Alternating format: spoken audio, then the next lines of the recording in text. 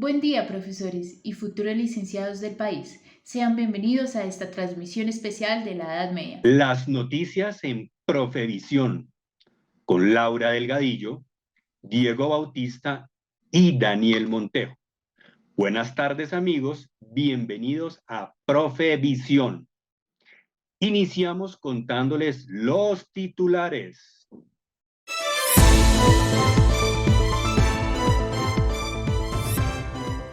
Confusión porque la gente no sabe el periodo de tiempo en la Edad Media. ¿Sabía usted qué autores y acontecimientos fundamentales se dieron en esta época?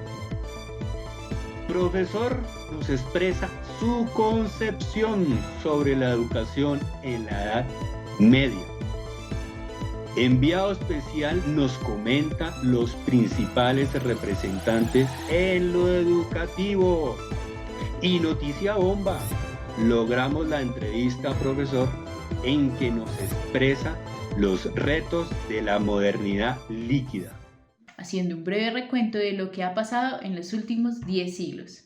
En nuestro canal Eurocentrista nos enfocamos en la historia medieval dada entre los siglos V y XV. Yo, Laura Delgadillo y nuestros corresponsales Diego y Daniel queremos celebrar a Cristóbal Colón su llegada a las Indias. Esperemos esto sea fructífero para nosotros y solo para nosotros. Por esta razón decidimos hacer memoria sobre los últimos 10 siglos de gran avance que nos han llevado a este descubrimiento. Por supuesto, ahora devolvamos el tiempo al inicio de esta gran época de jubileo, con la lamentable pero muy fructífera caída del Imperio Romano. Recordemos que el Imperio Romano se extinguió gracias a sus sistemas de producción esclavista, a sus idealismos de expansión fallidos, a los emperadores paupérrimos, a las sequías y a las derrotas ante otros reinos. Pero gracias a esto nace nuestra bella y hermosa Edad Media. En los inicios de la Edad Media, en nuestra alta Edad Media, debemos destacar algunos de los hechos más importantes, claro que sí. Debemos recordar la fusión de las aristocracias con los reinos germánicos, que dio origen a nuestro sistema político actual, las monarquías. Uno de los primeros en gobernar fue el gran Justiniano I, a quien le debemos agradecer la construcción de Santa Sofía y el derecho romano. No debemos negar que los grandes avances de nuestra sociedad se dieron gracias a la derrota de los bárbaros y el triunfo de nuestra amada cristiandad.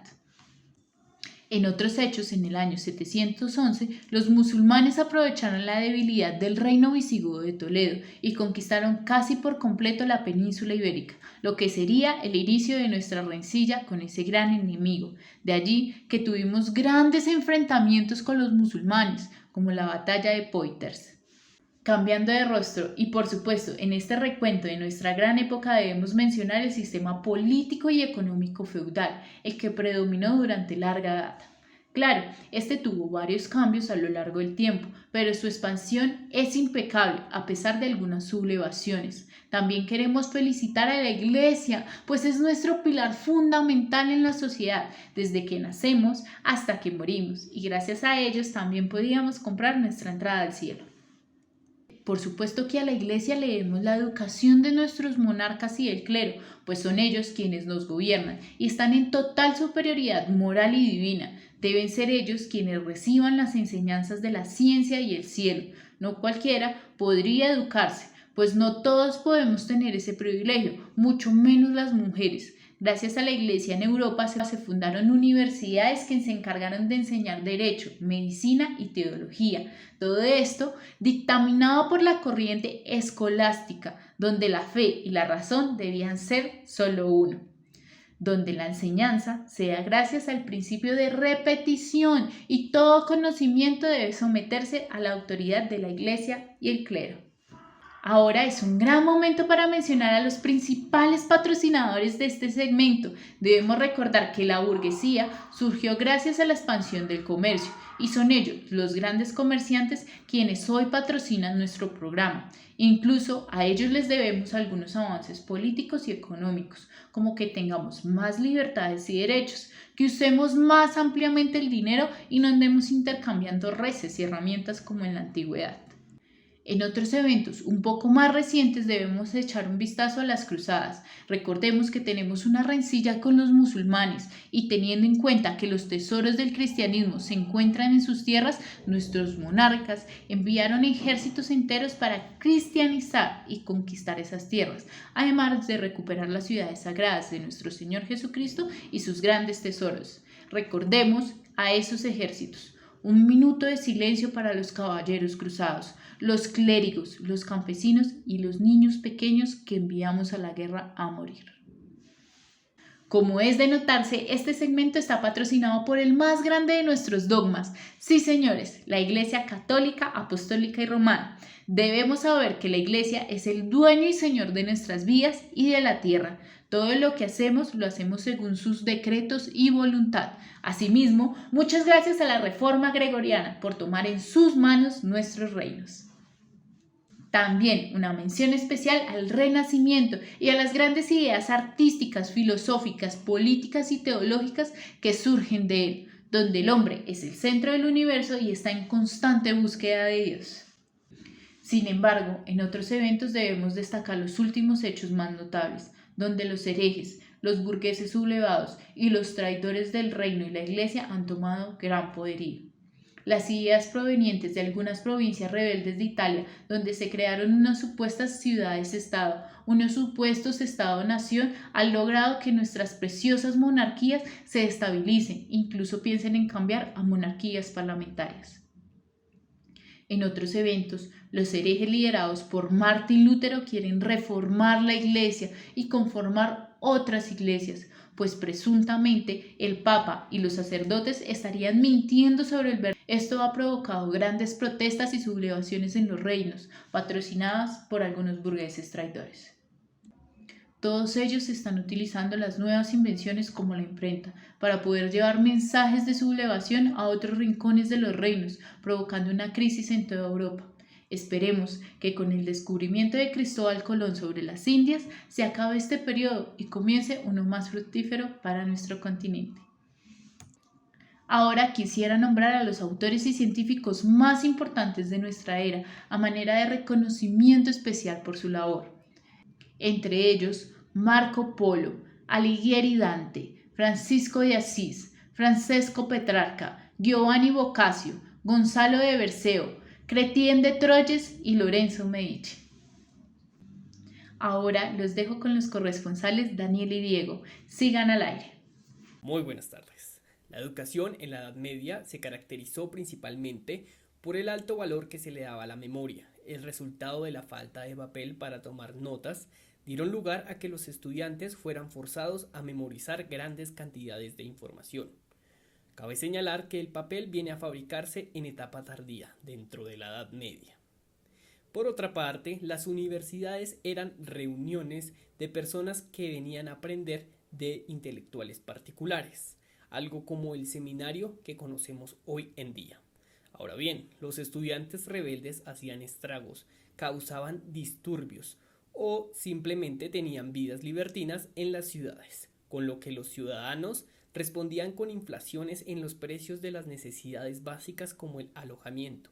Es así como surgen universidades como Cambridge u Oxford, tras disputas de ciudadanos y estudiantes. No obstante, pese al surgimiento de las universidades, la educación era casi nula para la gran mayoría de la población. Los pocos que gozaban de tal privilegio tenían una educación que giraba en torno a una filosofía del entendimiento de la fe cristiana, ya que para una escuela ser autorizada debía cumplir con este requisito. Tales escuelas se denominaban escolásticas, que significa aquel que pertenece a la escuela, cuyo objetivo principal era buscar una conciliación entre la fe y la razón. Entonces, estas escolásticas se dividían en tres tipos: las escuelas monacales, las escuelas palatinas y las escuelas catedralicias. Dentro de las escuelas monacales, ubicadas en los monasterios, los estudiantes se preparaban para la vida religiosa. En segundo lugar, las escuelas palatinas, impartidas por clérigos, enseñaban gramática, retórica, quadrivium, dialéctica y lógica. A diferencia de las escuelas monacales, los estudiantes no necesariamente seguían la vida sacerdotal. En tercer lugar, estaban las escuelas catedralicias. Aquí se impartía la instrucción media y superior. Estas escuelas fueron el antecedente de las universidades, y allí se extendían diplomas de estudios. Por último, la escolástica tuvo 3 etapas. La primera etapa era la alta escolástica, que se caracterizó por la armonía perfecta entre razón y fe. Luego, la segunda etapa, el florecimiento de la escolástica, se caracterizó por la fe y la razón conviviendo en mutuo acuerdo, a pesar de que la razón dejaba ver resultados opuestos a la fe. Finalmente, la tercera etapa, la disolución de la escolástica, dio paso al alto contraste entre fe y razón. Muchas gracias. Quien les habló, Diego Bautista, Noticias Profevisión. A continuación presento los pedagogos más influyentes de la Edad Media, comprendida entre los siglos V y XV. Para la Edad Media, el maestro o pedagogo deja de ser una persona no influyente para convertirse en un ser muy influyente. Entre ellos vamos a hablar de San Agustín, Alcuino de York, San Anselmo de Canterbury, Alberto Magno y por último el más representativo, Tomás de Aquino. Y comenzamos con San Agustín. Su cronología va desde los años 354 al 430. Es argelino. No vivió en la Edad Media, pero sus aportes repercutieron en esta época. San Agustín es uno de los pesos pesados de la historia del pensamiento porque fue el primero que puso en contacto la filosofía griega con la dogmática cristiana, ambas piedras angulares de la civilización occidental. Fue el primer filósofo importante de la era cristiana. Recibió una educación cristiana y fue obispo y su obra más famosa fue La Ciudad de Dios. Entre sus aportes para el tema de la pedagogía, la educación, pues este nos enseña que cada uno de nosotros llevamos el conocimiento dentro de sí, pero solo falta desarrollarlo. Gracias a sus bases platónicas, el conocimiento que impartía era basado en Dios como ser supremo. Imagínense, con su filosofía y su considerable influencia en la iglesia y en el pensamiento cristiano. Contribuyó en gran manera a afianzar la orientación. Ahora seguimos con Alcuino de York. Su cronología va desde el año 735 al 804. Este personaje es inglés. Fue ministro de Carlomagno, nada más y nada menos. Influyó grandemente en el movimiento educativo en Francia. Formó parte de la abadía de San Martín de Tours. Hizo de ella un gran centro de enseñanza. Entre sus aportes, pues, introdujo los sistemas educativos conformados por una suma de disciplinas liberales, es decir, ajenas a lo establecido por la fe.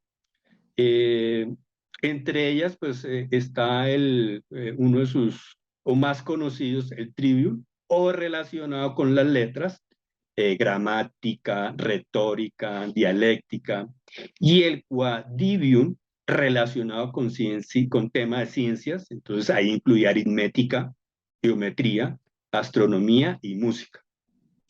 Alcuino pues recurrió al viejo sistema de preguntar y respuestas para exponer la materia tratada. Seguimos con Anselmo de Canterbury. Entonces su cronología va desde los años 1033 al 1109.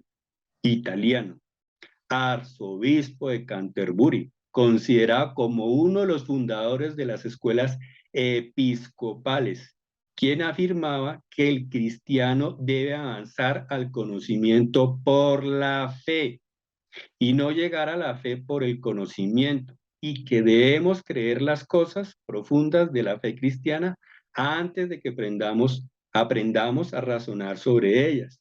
Entre sus aportes, está considerado como uno de los primeros escolásticos. Tiene obras importantes como el Monologio y el Proslogium, que tuvieron una gran repercusión centrada entre todo en su debativo argumento ontológico para probar la existencia de Dios. Sus ideas pedagógicas son tanto para la educación de jóvenes como para la educación de la fe. Entonces, la fe debe impregnarse en la cultura de la fe, debe ser culta. Por eso San Anselmo le presta mucha importancia a la preparación cultural e intelectual de sus alumnos. Eh, con su filosofía de educación religiosa, pues promueve una profundización de la fe vivida a través de la razón, con tres momentos que son tanto para la vida espiritual como para la intelectual. Seguimos ahora con otro personaje, se llama Alberto Magno. Su cronología va entre los años 1193 y 1280. Alemán. Entonces, este es un hombre de ciencia, tradujo y comentó, clasificó textos antiguos, especialmente de Aristóteles. En sus obras más importantes añadió a estos sus propios comentarios, la cual consistía en observar, describir, clasificar. Este gran trabajo enciclopédico pues sentó las bases para el trabajo de su discípulo, que ahorita vamos a hablar más adelante, Tomás de Aquino. A nuestro amigo Alberto Magno, pues también fue el primero en introducir y articular con la fe los textos aristotélicos, ejerció con éxito el profesorado en algunos o varios lugares. Entre sus aportes para el tema de la educación, pues realizó aportes en distintas áreas del conocimiento. Podemos decir que este personaje era un científico nato. Entonces escribió en temas de teología, física, metafísica, geografía, mineralogía, botánica, zoología, química o alquimia. Y por último vamos a hablar sobre Tomás Aquino. Su cronología va desde los años 1225 a 1274. Italiano. Es el principal representante de la escuela católica, de la educación de la enseñanza escolástica y una de las mayores figuras de la teología sistemática. Pongan mucha atención a esto. Señaló las cualidades del maestro y la prioridad de la dimensión psicológica de la enseñanza y la participación del educando en su formación. Santo Tomás designa la educación moral como una obra esencialmente disciplinadora de las disposiciones prácticas. También aquí nos comentan, dentro de sus aportes pedagógicos, su método fue inductivo y deductivo. Se aplica mayormente en la ciencia y consiste en ir de lo general a lo particular o viceversa. En este caso, para él la educación es en sí emancipadora, donde este ámbito, la pedagogía de Santo Tomás de Aquino, ofrece orientaciones para el desarrollo de un proceso educativo centrado en la persona, de carácter humanista y encaminado hacia la virtud y en la búsqueda permanente de la verdad. Y ahora le damos paso a nuestro compañero Diego Bautista, que nos va a contar sobre los retos frente a la modernidad líquida.